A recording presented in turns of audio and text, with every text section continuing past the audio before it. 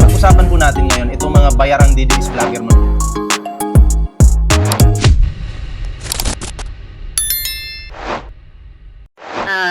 Lacson, ayon po kay Senator Lacson may imbag na Maki, ballpoint. Shoutout sa iyo diyan kita natin to. Ayan.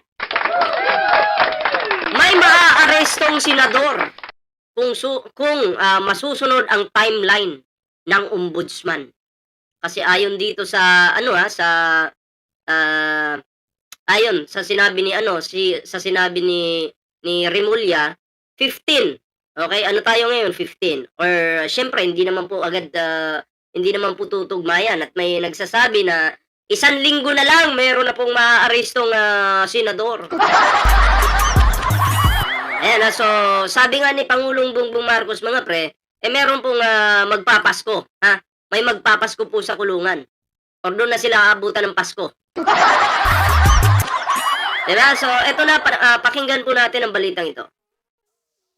Maaaring may maarestong senador kaugnay sa flood control scandal sa susunod na linggo. Ayan na, susunod na linggo. Susunod na linggo, maaaring may maarestong senador. Sino po itong mga to? Marami po sila, mga DDS senators. Yung iba kinakabahan na, yung iba gumagawa ng batas, may sinusulong na batas na magiging mura na lang daw yung singilan dyan sa sa mga parking area. Sino po yung nagsulong nun? Si Jinggoy. Bakit? Bakit niya isinulong? Para po matakpan yung kanyang issue. Ha? Sabi ko nga mga pre, kung noon mo pa sana ginawa yan, papalakpakan ka namin. Pero ang tanong, bakit ngayon mo lang ginawa? 'Di ba? Alam mo naman na mahal talaga yung singilan sa mga parking na yan. Pero bakit ngayon mo lang ginawa, Jingo Estrada? Para ba matuwa sa'yo yung mga Pilipino at para matakpan yung issue mo ngayon? Ano sa tingin nyo? Alam natin yung galawan ni Jinggoy hindi tayo pabubula dyan. Diba? Siyempre, tayo naman, maganda naman yung isinusulong ni Jinggoy na batas. Kaya nga lang, ang tanong, bakit ngayon mo lang ginawa? Diba? Bakit ngayon mo lang ginawa? Sino pa yung mga senador na posibleng maaresto? Marami po sila. Si Bato kasi sureball na yan ICC po yung dadakma sa kanya. Dadakmain yung Bato.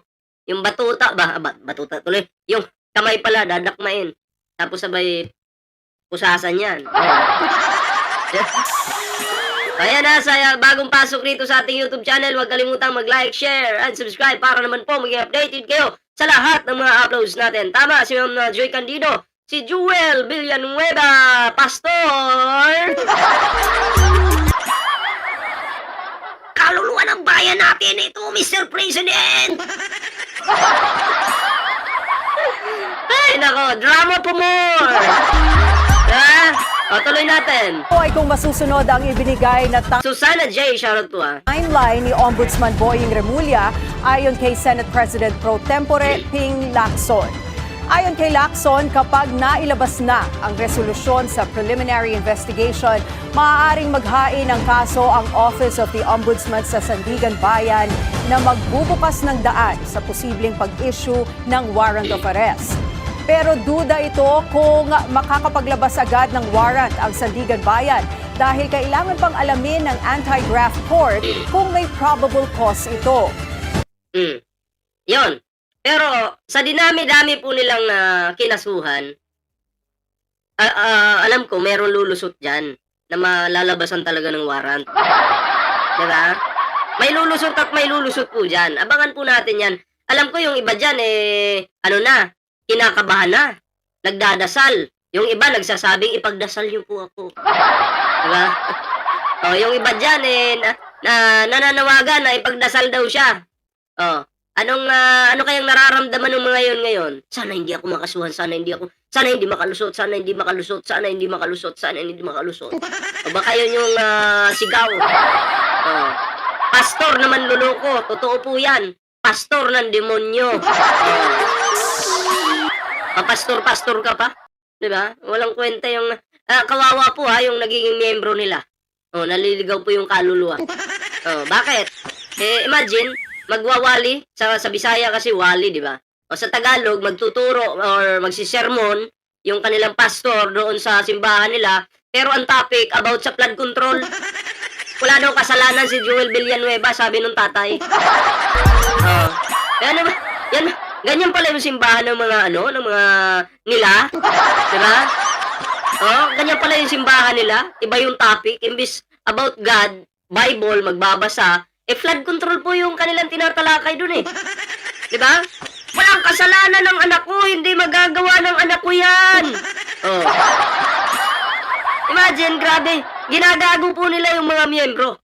Mga miyembro. Kung ako po member lang ako ng kanilang church, mag-quit na po ako. Flood control. Imbis kaligtasan ng pag-uusapan doon, yung sermon, 'di ba? Flood control, bakit? Pag namatay ka ba, pag-uusapan pa ba yung flood control sa langit? 'Di ba? Kaya kung ako po sa inyo, mag-isip-isip na kayo. Pumili kayo ng simbahan na matino. Yung matino, yung leader niyo dapat hindi magnanakaw. 'Di ba? Ibang klase. Ayan sa hindi pa nakakapag-like, share, subscribe, kalimbangin nyo na po yan. Diba? Tuloy natin. Tiniyak naman ni Lacson na hindi umano haharangin ni Senate President Tito Soto ang ilalabas na arrest warrant laban sa sinumang senador na sangkot sa flood control scandal. Ayan, yun yung the best. Huwag mong harangin talaga, di ba? Dapat talaga hindi mo harangin yan. At palakpakan natin si Tito Sen. Isa po yan sa talagang binoto ko mga pre. Yan si Tito Soto. Binoto ko po talaga yan. At masasabi ko sa sarili ko na hindi po ako nagsisi na siya ang aking sinuportahan. Diba? Siya po ang, para sa akin, siya po yung matinong senador na aking binoto talaga. Na magiging proud ka kasi makikita mo ngayon nung nanalo siya, di ba? Hindi siya pasaway, hindi siya katulad ng iba ni Marcoleta na buang. Si Tito Sen po, matino, may prinsipyo, at syempre nasa katotohanan at mga Pilipino. Yun po yung dapat nating suportahan ng mga nanunungkulan, yung may pagmamahal sa mga Pilipino, yung hindi po kinukontra yung batas. Di ba?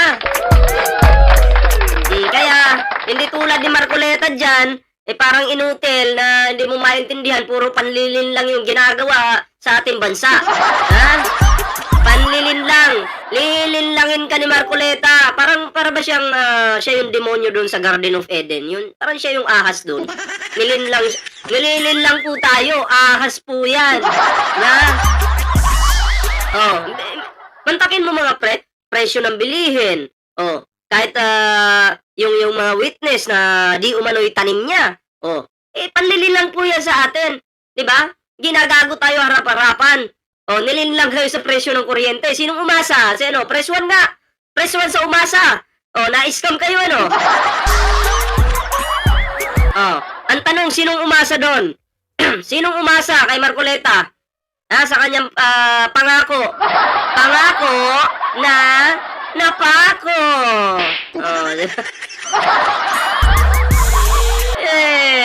Puto. Sabi ko nga sa inyo wag po kayong tumingin sa pangako ng isang politiko, lalo na pag DDS. Ang tingnan niyo po anong nagawa. Di ba? May nagawa ba? Walang nagawa. Tingnan niyo nga yung ugali niyan sa Kamara noon, sa Kongreso. Nung siya'y kongresista pa, di ba bastos? Bastos! Si Marcoleta po ay bastos sa Kamara, di ba? Tapos, yung kanyang pagiging bastos ay dinala niya po dyan sa Senado. Diba? Ang lupit ng inyong lolo. Lolo Marcoleta. Ay, nako, sabi ko sa inyo boto pa ng mga mga walang bilang. Alam ko may mga DDS na bilib kay Marcoleta. Ngayon, pinaasa kayo? Nga. Yung sabi pa nila noon, hindi, bubuto natin yan si Marcoleta kasi alam ko, papanindigan niya yung kuryente na yan, libre na yung 2,000 pababa na bill. Nagkaroon ba? Inaksyonan ba? Natahimik na nga yung issue na yan eh. Di ba? Tahimik na nga eh. Oh, ilang buwan na yung nakalipas? Ilang buwan na. Yung kanyang pangako, napako. Di ba? So anyway, next topic na po tayo. Pero syempre, bago po tayo magtuloy-tuloy sa ating topic ngayon, ayan kung bago pa lang dito sa ating YouTube channel, huwag kalimutang mag-like, share, and subscribe para naman po maging updated kayo sa mga uploads natin. May TikTok, may Facebook naman po tayo dyan. Ayan sana po inyong suportahan.